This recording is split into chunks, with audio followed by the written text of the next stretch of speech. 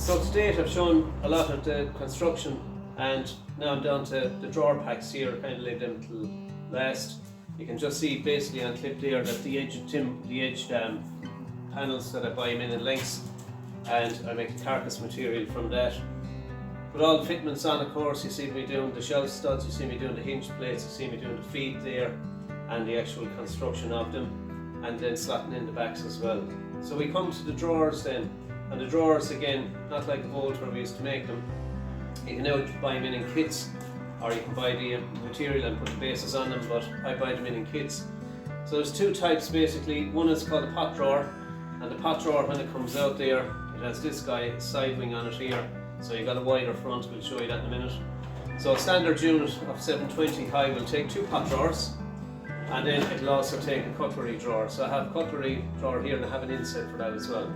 So we're just going to show you how that's done on a smaller unit. In this particular kitchen I have an 800, which is this one, and I have a 600 one as well on that second wall, and under the ovens and the microwave I have two pot drawers as well.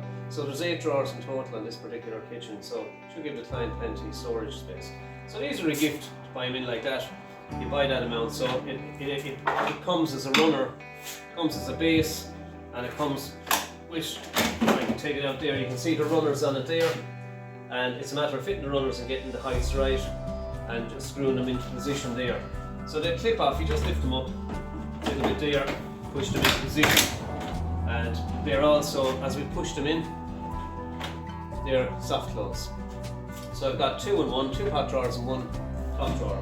Now I said the carcasses are all manufactured in-house here, just from the panels and so on, and these fitments I buy in as well. Now with the drawer fronts, I suppose you can buy any kind of drawers, you can buy any kind of door type. There's so many different types out there to choose from now. You can buy them off the peg, and you can buy them in different colours, whether they're vinyl, solid, whether they have that acrylic finish on them.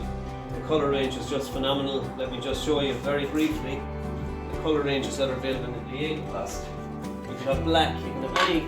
The range of colours is just phenomenal. You have tartan styles, so many different types, wood grain styles, and they can be MDF, they can be solid, they can be composite, they can be acrylic, they can be vinyl, and the different types then from shaker and probably more ornate ones.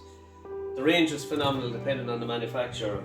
Now what separates the modern kitchen assembler, I suppose, machinist, cabinet making as a trade is now gone, unfortunately.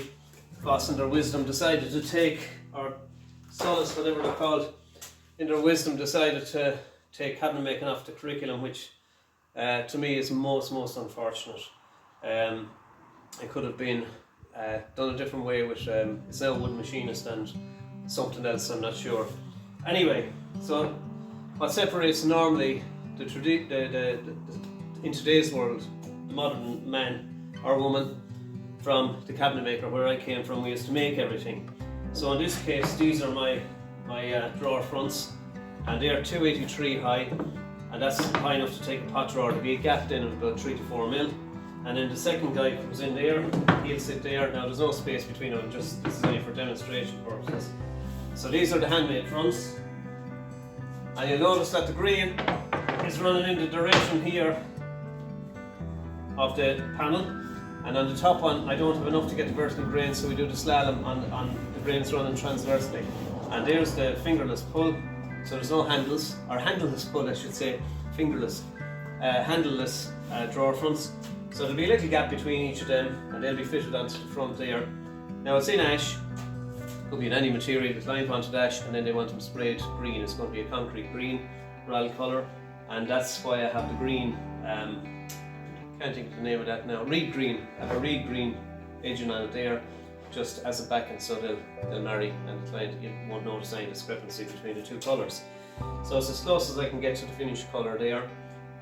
So it'll be ash sprayed green. The grain pattern should show up between the colour and the wood itself. Some people say it's sacrilege to spray solid wood colour, but not so. You know that there's quality behind it, and these are built to last. And if the client ever chooses to change the colour, it's no big deal. So I suppose it's in any game you get what you pay for. So the frontage here, as you know, we've seen this on video, or you've seen it, you may not have. All these, I make these in-house. These are all made from rough wood, and this is the end result. So they're ready now to be sprayed next. That will be the next phase for the fronts. Just showing you there the fronts themselves and the arrangement of them. So I'll just show the actual fitting of the little of these guys, just for accuracy, just to show them how they're done. And just to mention, the fronts on these, you'd have adjustment. Let's say left here. You'd have adjustment on the drawer itself. There's a mechanism on it. I can turn it this way, or I can move it that way or that way. So the arrangement or the adjustment is on the side of them here.